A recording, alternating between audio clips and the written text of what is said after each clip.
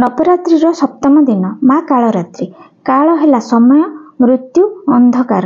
ରାତ୍ରି ଯେ ବିଶ୍ରାମ, ନିଜ ଭିତରେ ସ୍ଥିତ ହେବା, ପ୍ୟୁରିଫିକେସନ୍। କାଳରାତ୍ରି ହେଲା ବିୟଣ୍ଡ ଟାଇମ୍ ବା ସମୟର ଲିମିଟେସନ୍ ଉପରକୁ ଯାଇ ଚେତନା ଶକ୍ତିର ରୂପାନ୍ତରୀକରଣ। ଯେତେବେଳେ ରକ୍ତବୀର୍ଯ୍ୟକୁ ମାରିବାକୁ ଦେବୀ ଚିନ୍ତାରେ ପଡ଼ିଗଲେ, କାରଣ ରକ୍ତବୀର୍ଯ୍ୟର ପ୍ରତ୍ୟେକ ବୁନ୍ଦା ରକ୍ତରୁ ତିଆରି ହେଉଥିଲେ ନୂଆ ରକ୍ତବୀର୍ଯ୍ୟ, ସେତେବେଳେ ମାଙ୍କ ତୃତୀୟ ନୟନରୁ ସୃଷ୍ଟି ହେଲେ ମା କାଳରାତ୍ରି। ସେ ନିଜ ଜିହ୍ୱା ପ୍ରସାରଣ କରି ଟୋପାଏ ବି ରକ୍ତ ତଳେ ପଡ଼ିବାକୁ ଦେଲେନି। ରକ୍ତବୀର୍ଯ୍ୟର ସବୁ ରକ୍ତ ପାନ କଲେ ଓ ତାକୁ ନିଧନ କରିବାରେ ସଫଳ ହେଲେ। ଏଠି ରକ୍ତବୀର୍ଯ୍ୟ ଆମ ଡିଜାୟାର ବା କାମନା, ଯାହା କେବେ ସରେନି। ଗୋଟିଏ କାମନା ପରେ ଆଉ ଗୋଟିଏ କାମନା ସୃଷ୍ଟି ହୋଇ ଚାଲେ। ସମ୍ପୂର୍ଣ୍ଣ ଚେତନା ଶକ୍ତି ଜାଗ୍ରତ ହେଲେ ସେ କାମନାର ବିନାଶ ହେବ।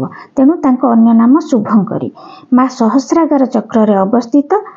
କାଳରାତ୍ରି ଦେବୀଙ୍କୁ ସବୁଠୁ ଭୟଙ୍କର ରୂପ ଭାବେ ଗଣନା କରାଯାଏ ଓ ସବୁଠୁ ଶୁଭପ୍ରଦ ରୂପ ବି ସେଇ। କଳା ବର୍ଣ୍ଣ, ମୁକ୍ତ କେଶ, କାରଣ ସେ ସବୁ ବନ୍ଧନରୁ ମୁକ୍ତ। ତୃତୀୟ ନେତ୍ର ଉନ୍ମୋଚିତ, କାରଣ ସେ ସମ୍ପୂର୍ଣ୍ଣ ଚେତନା ଶକ୍ତିରେ ରୂପାନ୍ତରିତ।